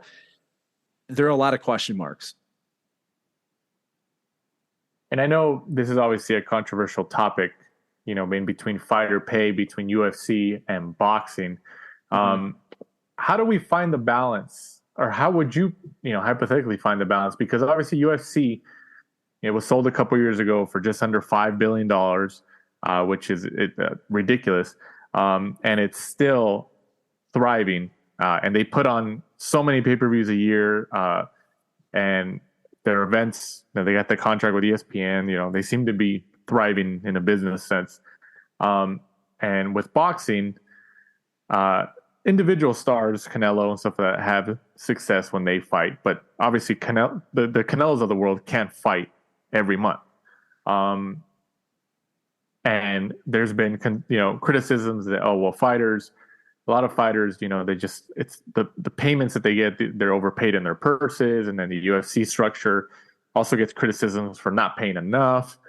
What is the balance here? How would you help boxing in terms of elevating its business factor to I guess compete with somebody like the UFC? It's funny that you asked this. My good friend Adrian Clark, who actually just texted me yesterday, he's the head over at Fighters First Fight Management right now. Yeah. And he's been saying it for years that, to really thrive, boxing needs to kind of consolidate under one umbrella rather than have all these split off entities, because the reason the UFC is successful is because it has a monopoly on the sport, essentially. Yeah, you can say there's Bellator and this. Who cares? No offense to Bellator, but who cares? The top tier talent is at the UFC. That's the name. That's the brand. They run things. They can they can make every single matchup happen because they own everything. Not to say that there's not a problem with that. Not to say that fighters aren't being paid appropriately, because they're not. They deserve a lot more money. Right or wrong, they have full control. As long as you have all these kind of different splits, it's always going to be hard to make fights. So unless there's a way of bringing it under one umbrella, it's always going to be difficult. And I don't see an effective way of doing that. I know Adrian's kind of promoted a way of doing that, and I understand the logic behind it. It's just the reality behind it. It just won't happen. And unfortunately, it's just, you're going to continue to have muddled business and fights falling apart because of it. And I just don't see it changing. That's the big thing. And unfortunately, when you don't see the top fights, I mean, that's really where the UFC is made its mark, is that you've constantly gotten the best fights. At the same time, those fighters fight very often, and they lack the longevity of boxers because they run themselves out of the octagon because they take hellacious beatings, and they fight, 4 or 5 times a year.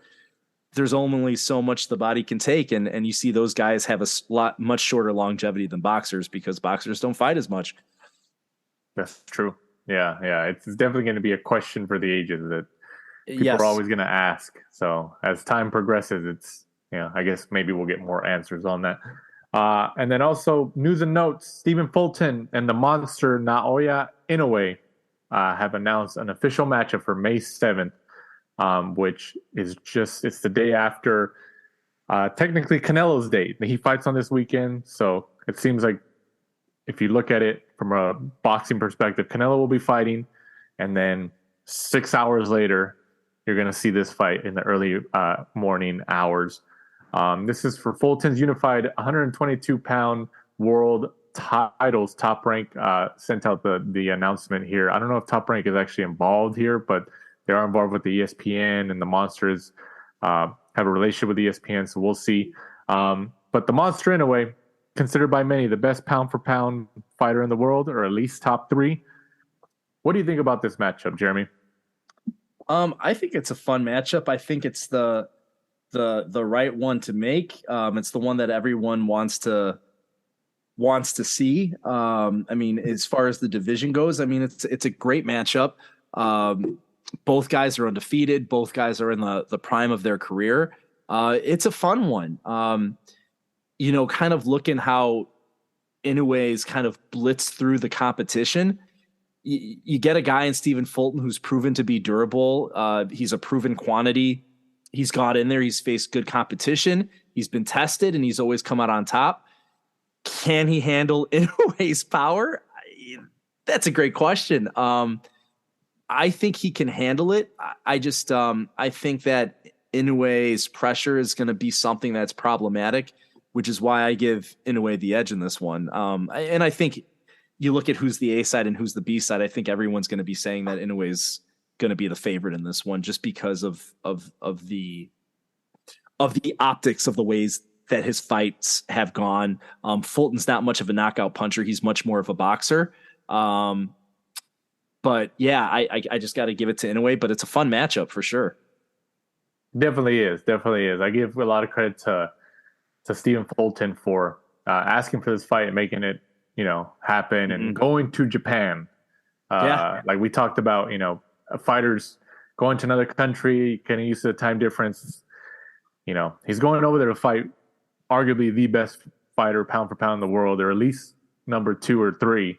And you got to give him credit, whether he wins or loses, even if he loses, you got to give the guy credit. He has the confidence to go over there and defend his titles and show the world that he's like, oh yeah, he's the best pound for pound fighter. That's the guy I want to fight. So that's definitely going to be exciting. And also Conor Benn, we wanted to get your reaction on Conor Benn's situation.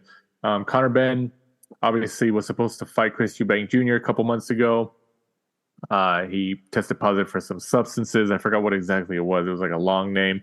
But recently, the big news was that the British Boxing Board of Control, Mike? That's who it was. Or who was it who cleared him? WBC. Well, no, WBC, right?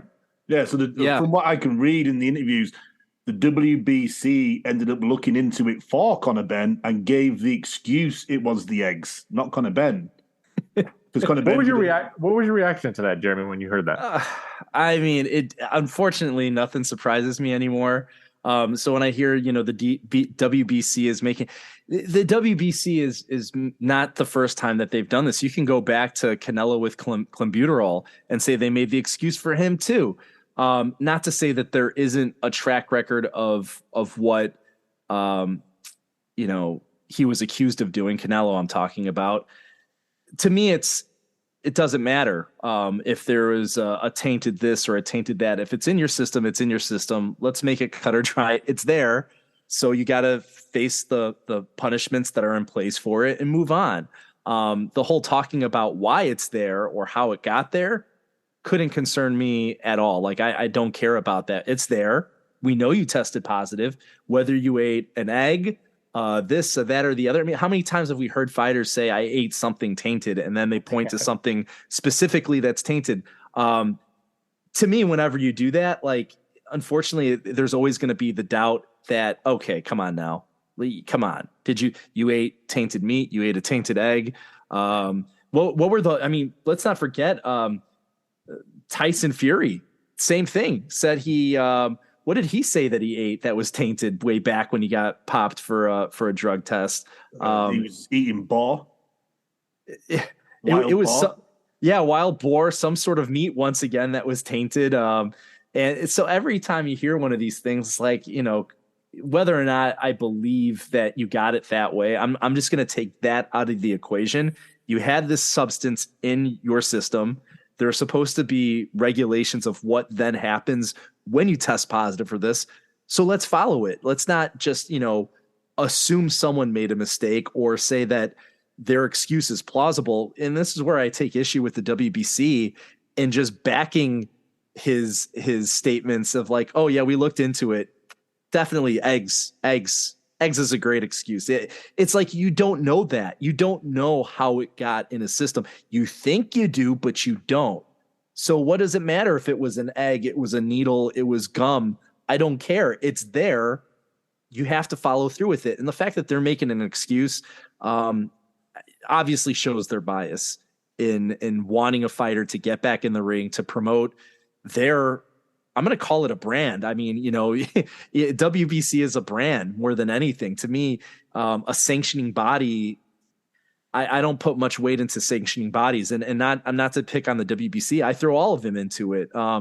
They're making, money for stuff that they don't really do a whole lot of. Well, we sanction the fight. Okay, who can't sanction the fight? I can sanction the fight. Give me the $50,000 off the top of someone's check, and I'll sanction a fight for you. To me, there's not a whole lot that they do other than lending their name, which adds credibility because there's a history of a title belt, which people respect. So they go to it. So to me, I really am kind of over the sanctioning bodies and their role in these things. and they've kind of cheapened themselves to begin with by making 15 different versions of the same belt and so on. The whole thing's kind of gotten cheapened, and they're more of a part of the problem than a solution in my estimation. So I put them in their own blanketed organization of they're just like another extension of promotion. I thought it was right. Don't they go around? Are they a nonprofit? I think they are, right? I think they go around claiming the nonprofit. There are a lot of nonprofits that do questionable things with their money, and you can look at where their money's going and who's holding on to it. And it's funny how a lot of the guys that own nonprofits are incredibly wealthy. And you can look at how many organizations. I mean, religions are nonprofit, but the head of Scientology is a pretty wealthy guy. Yeah, pretty wealthy. Pretty wealthy. Where did all that money come from? Or, Joel Osteen, preaching down in Texas. He's a nonprofit too. The guy's worth hundreds of millions of dollars. Funny how that happens. I'm pretty sure the Suleimans aren't doing, too bad. Yeah. I'm sure they figured out a way to live a pretty healthy lifestyle. And then also in regards to Conor Benn, Sean Gibbons, who has been on the Pacquiao team for quite several years actually. I don't know if he said it in an interview, but I know he responded to Conor Benn on Twitter with like a made up poster of Conor Benn and Pacquiao. Maybe he's just kind of trolling or just kind of adding to it. But does this mean that maybe Pacquiao's interested in returning and maybe against Conor Benn? I mean, I hope not. I wouldn't put it past him, to be quite honest, because how many times in history we've seen great boxers go into retirement to come back to get absolutely waxed when they're way past their prime. So to me, it would be tragic to see Pacquiao come back and take on a guy like Conor Benn, because he's not the same guy anymore. Age has caught up with him. I don't want to see that. I don't want to see what a Conor Benn could do to him. I think he's too old. His best years are behind him. It's just a tragedy when stuff like that happens. And I hope it doesn't happen. And how many greats have we seen where that happens? Whether you're taking a look at, Sugar Ray Leonard coming back for like the fifth time and then getting destroyed in his last fight in 6 rounds. To me, it would be a sad thing. Is it a possibility? Sure. I mean, we've seen a history over 100 years of boxers doing it. So coming back in an ill-advised way for whatever reason, whether it's they want more money or they just can't say goodbye to the sport. Unfortunately, we've seen a lot of athletes that have been great have to finally exit when it's obvious to them that you can't do this anymore the way that you once did it. Do it in Saudi Arabia. Let them both juice and let have 2 mini 147-pound Brock Lesnar's just in there, just running savage with each other. I mean, hey, it's Saudi Arabia, so who knows? Anything goes. That's true. 15 rounds. 15 rounds. Go back old school. I'm sure they would sanction it. Yeah. Well, Jeremy, we definitely appreciate your time here for your first time, and hopefully not the last time here on the Last Round podcast. We know you're not technically writing right now, currently taking a break. Like you said, we all kind of need a break at one point here and there. But we definitely appreciate you coming on and talking all things boxing with us this week. Before we let you go ahead and let people know, because obviously you're on your social media handles and all that stuff. You still follow boxing, you still talk boxing. So if people want to follow you, where can they find you? I would say follow me on Twitter at Jeremy Herriges. I still have my old interviews up on YouTube at That Boxing Writer. So you can still check out the old stuff. I haven't decided what I'm going to do with that channel as it kind of lays dormant, but there's some good interviews up there. So yeah. And like I said, I'm into boxing and just writing in general. So those are the things I'll probably be talking about on Twitter, but best places to find me. Didn't you have social accounts or something called at That Boxing Writer? Yeah. I had everything was That Boxing Writer. And the second I stepped away from boxing, I said, I'm just going to my name. So I felt weird. I'm like, I can't call myself That Boxing Writer if I don't write about boxing anymore. So I'm not going to live with the name. The funny thing is, though, it lost me my blue check mark once I got rid of the name. So, wow. Yeah. Once I changed that handle, that changed things. And apparently Twitter only found value is writing when I was writing for Fansided because they didn't want to give me a blue check mark back. So, and I'm not going to pay for it. So yeah, you don't want to pay $11 a month. No, I'm not doing that since, it's fine. So I was once worthy of a blue check mark and when I was That Boxing Writer. So that's it's funny because we didn't. I don't think you mentioned that at the beginning of the episode.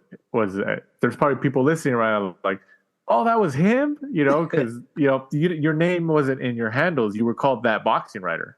Everything was that. I think my Instagram might even still be That Boxing Writer. I just haven't gotten around to changing it, but I barely use Instagram. So, but yeah, I changed it all from That Boxing Writer to my name.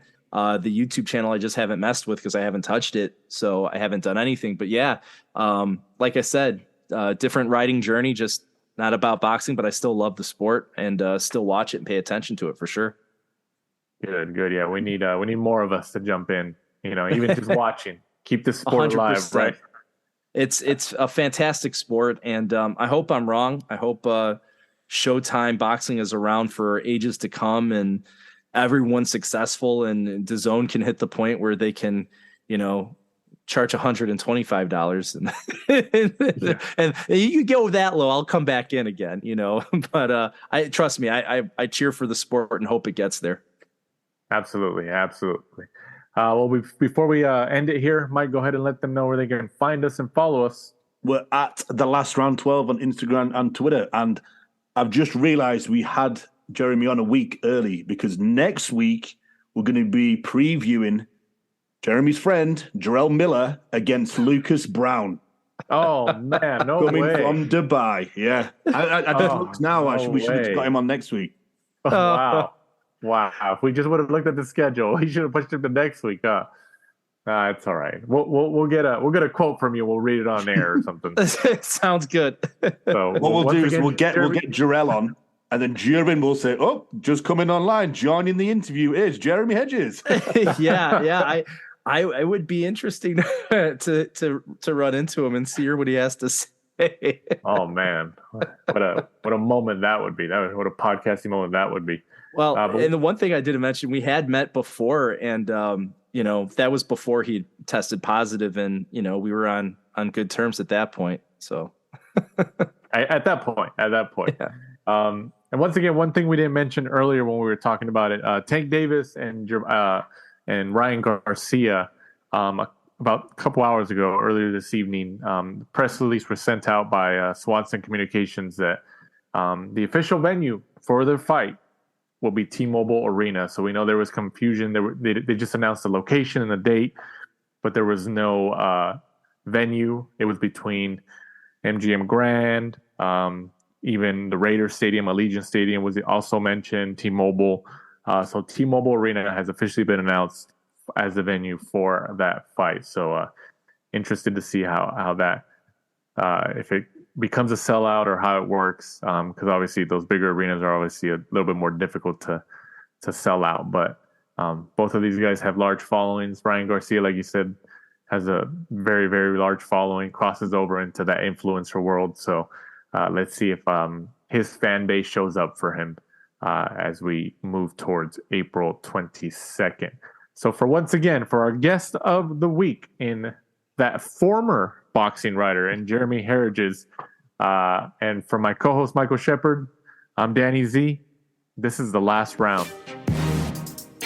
Thanks for supporting and listening to the show.